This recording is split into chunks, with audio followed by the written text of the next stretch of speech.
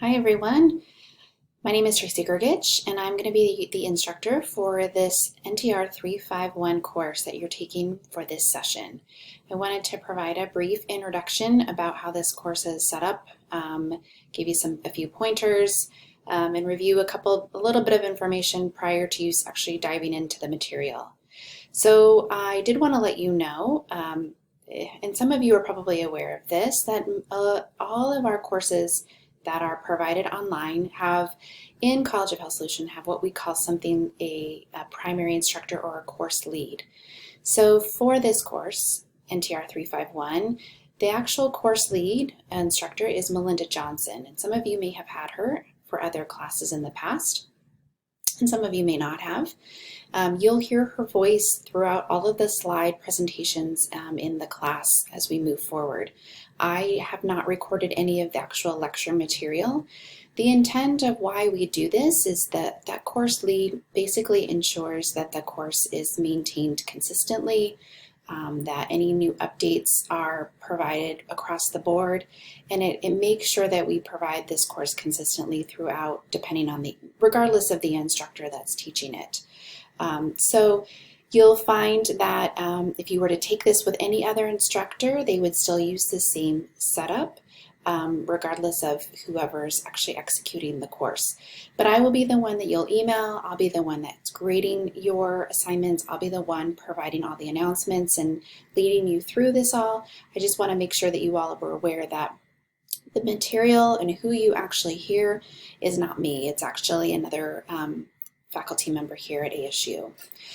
She does refer in some of her slides to materials that are, she used the old terminology of Blackboard, just, change that wording to Canvas. Essentially, the material is all still in Canvas, just some of the recordings have that old terminology, just so you're aware.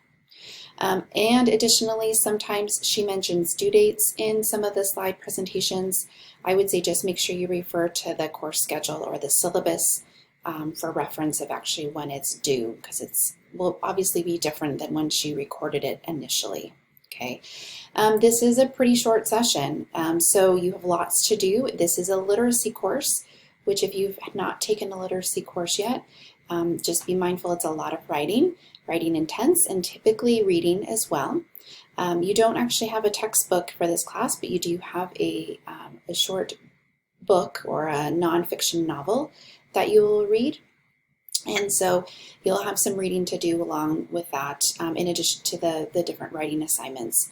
I do want to note that modules 3 and 4 are quite close together as far as the timeline, just because of the way that this time frame that we have. It's very short, so we kind of have to combine some time frames together to ensure that we meet all of the competencies for this course. You will also be utilizing Twitter for some of your assignments and doing some tweets on Twitter. I will tell you, I'm not a Twitter aficionado. Melinda Johnson, the primary instructor, she is very active on Twitter, so feel free to also follow her on Twitter, and you'll have some various things that you'll be required to do. If you don't have a Twitter account, this is the time to make it, and if you do, you'll just still maybe either create a professional account, or you can still utilize your personal one. You just have to be mindful of the things that you are tweeting out that that are relevant to the course requirements and the course assignments that you'll have. So the way this is kind of designed is we introduce some topics or projects in one module to allow you time to work on them over the course of a week or two, and they will be due in a following module. So when you see the course schedule at a glance, you'll note where I indicate things you should start working on for that week and then what module they'll be doing. So for instance, we may have you or suggest you start working on a project in module 1. That's actually going to be due in module 3 to give you enough time to complete it. All of the modules are open, so you can work at your own pace. And because of the fact that things are introduced in one and then due in subsequent other modules, we leave everything open available for you to access. But still be mindful of due dates. That doesn't mean that you have flexible due dates within the modules. That you still have to adhere to the due dates listed in the course calendar. Okay. And last, I will be providing office time or office hours within Zoom. I think we've all become very familiar with Zoom as of yet or recent. So I will be providing any kind of office hours, or if you need assistance or you have questions and you'd rather do it in a Zoom format, I'm happy to set up a time and schedule time to Zoom, and we can share screens and we can answer any questions that you might have. So with that, best of luck. I look forward to working with you all over this course of the session.